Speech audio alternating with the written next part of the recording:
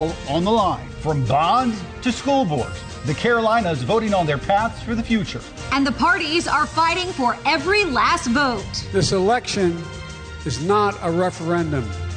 It's a choice. If you want to stop the destruction of our country and save the American dream, then this Tuesday you must vote Republican.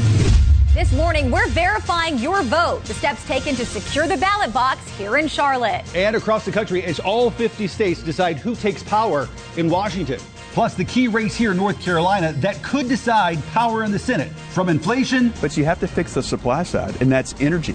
To abortion. And the reality is, the question is, who makes the decision? Is it a woman and her position, or is it politicians up in Washington? You've heard from the candidates. And now the power's in your hands. A special edition of Wake Up Charlotte to Go starts right now. You're watching Wake Up Charlotte, Decision 2022. Well, today is the day to make your voice heard. Polls now open across the Carolinas as we take a live look from a polling site in Fort Mill. As we kick things off here on a special edition of Wake Up Charlotte to Go, we do want to know, what's the one issue that's motivating you to vote? Just comment down below. We'll read those comments later on. We have an action-packed episode this morning. Yes, we do. That's right. That's right. Have you voted yet? I did early voting. You did early voting. I got to vote today. After we get done here, got to go vote myself. This morning, we are breaking down the key races where your vote really could make all the difference. Keep in mind, North Carolina is considered a swing state. Here are three key races we're keeping our eye on right now. First up, it's the battle for the brand new 14th congressional district in North Carolina. That's the one we got because of new census numbers. It makes up the southern half of Mecklenburg County and most in Gaston County. Democratic State Senator Jeff Jackson taking on Republican businessman Pat Harrigan. Number two, the most competitive House race in North Carolina is likely the 13th congressional district just south of Raleigh.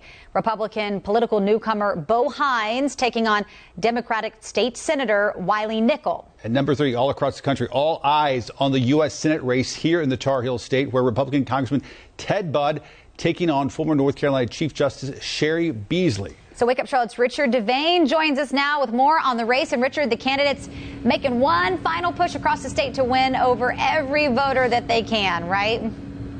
Yeah, that's absolutely correct, Sarah and Ben. We can tell you that basically on a day like today, counts because we've seen a large turnout in some precincts right here at this particular polling spot. This is at actually the Peninsula Baptist Church. They say, I just spoke to a poll worker who says that basically he's seen what is a steady crowd. The last couple days of early voting, they saw 800 people, but they were averaging about 600 people. He says today's numbers are pretty good. They're not anything like records, but we have seen a really huge turnout at the War Memorial polling place, as well as we were at the Rocky Mountain United Methodist Church earlier today. We saw a lot of folks showing up there. And for both candidates, they know how important each and every vote is when it comes to this race. Republican Ted Budd and Democrat Sherry Beasley have been locked in a battle that has been within the margin of error in most polls almost since both candidates won their primaries, most giving President Trump supported Budd anywhere from a 1 to 5 percentage point lead. So the race for the U.S. Senate seat will most likely come down to who is able to get their base to come out and which candidate is also able to sway the largest block of registered voters in the state. Unaffiliated. North Carolina state data shows of the 7.4 million registered voters, nearly 34% are registered Democrats, 30% are registered Republicans, and 35% registered as unaffiliated. Both candidates understanding just how vital every vote is. I would encourage them to trust the system. We always need to encourage turnout, regardless of where you are politically. Republicans, Democrats, I want everyone to turn out and cast their vote. This is really critical. So many folks here in North Carolina know what's on the line. They know that we've got to fight hard to lower prices and to make sure that we are putting North Carolina first.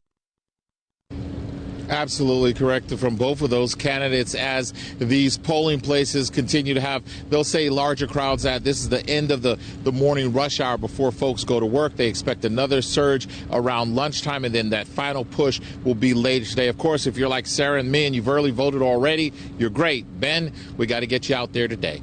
No. We're right here in Mooresville. Richard Devane. I'll send it back to you. I know. He likes to wait till the last minute. I do. I like the festivity of it, on election day itself. Richard, thank you. This morning, there are new efforts to protect ballot boxes across the country. Today, Department of Justice officials will be in several spots across the Carolinas, including here in Mecklenburg County, all to try and address complaints about discrimination and lack of accessibility. So Wake Up Charlotte's Tradisha Woodard joins us now. And Tradisha, state officials say there have only been a handful of complaints when it comes to any potential voter intimidation. Absolutely, Sarah. And I can tell you right now, we're already seeing long lines of people. If you take a look behind me, you can see more and more people starting to trickle in here. Now, we were able to speak with a couple of them who say they have key issues about things like education as well as the economy, and they're eager to get in here and cast their ballot. So the Justice Department wants to ensure that this process stays smooth. So that's why they sent those monitors out to make sure that they protect voter rights. The Justice Department will send monitors to 24 states, including here in the Carolinas, to combat voter intimidation and to ensure compliance with federal voting rights laws in today's election. Our most egregious situations have been in the electioneering area, either between campaigners themselves or in that, their approach towards voters.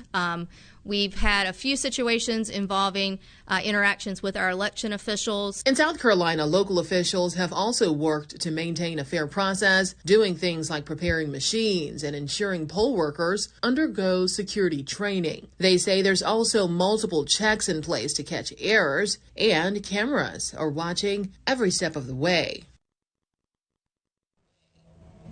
Now, keep in mind, if you see anything suspicious, there are ways to report voter fraud. You can log on to tips.fbi.gov to make that report. Reporting live in Fort Mill, Tradisha Woodard, Wake Up Charlotte. Tradisha, thank you. And of course, it's not just North and South Carolina voting on who they want to send to Washington. 33 states will vote to choose their next senator, and some races, of course, more critical than others. This morning, here are 3 Senate races to watch across the country. First up, we take you to to Pennsylvania, where Republicans are looking to keep that seat red. Former TV host Dr. Oz taking on Democratic Lieutenant Governor John Fetterman. Number 2, just south of the Carolinas, Georgia has a race to watch. Incumbent Democrat Raphael Warnock trying to hold on to his seat. He's taking on former football player and businessman Herschel Walker. And number 3 out west, it's the big battle in Arizona. Democrat Mark Kelly working to fend off Republican businessman Blake Masters. All of these just a portion of some of the key races that could determine power in Washington. And what else determines a lot of people getting out and voting is, of course, the weather. Yeah, Larry Sprinkle, how's it looking out there? Couldn't be finer than to be in Carolina today. Good, perfect. Good. This is the view just about anywhere you go. Voters there in Union County, in Monroe, getting out. Look at it. What a beautiful view. Peak time for the trees as well, so it's a sunshine-filled day. Should be very pleasant. We're not going to be in the low 80s like we were yesterday. In fact, we made it to 82 degrees yesterday. High temperatures today across the region. It'll hit about 67 in Monroe, mid-60s in the Boone area, close to 69 in Morgan, and near 70 at Cheraw, and here in the Queen City, close to 67. We'll say mid to upper 60s today. 9 a.m. this morning, low 60s. Lunchtime in the mid-60s, and you're going to be voting up to about 7 o'clock. Temperature under clear sky should be 58 degrees. That is perfect voting day today. Sunshine, blue skies, and very comfortable conditions all across the area. That is your forecast.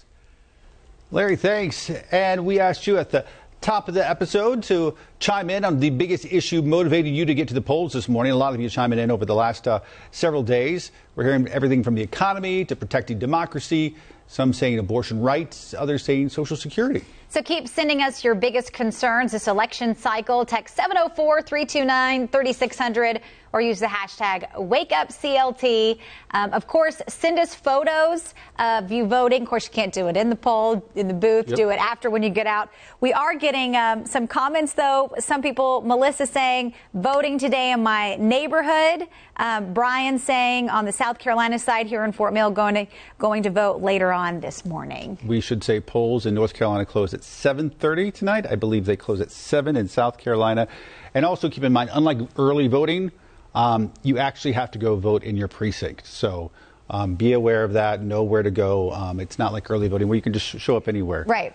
So all you have to do, if you do have questions about it, just text election to 704-329-3600.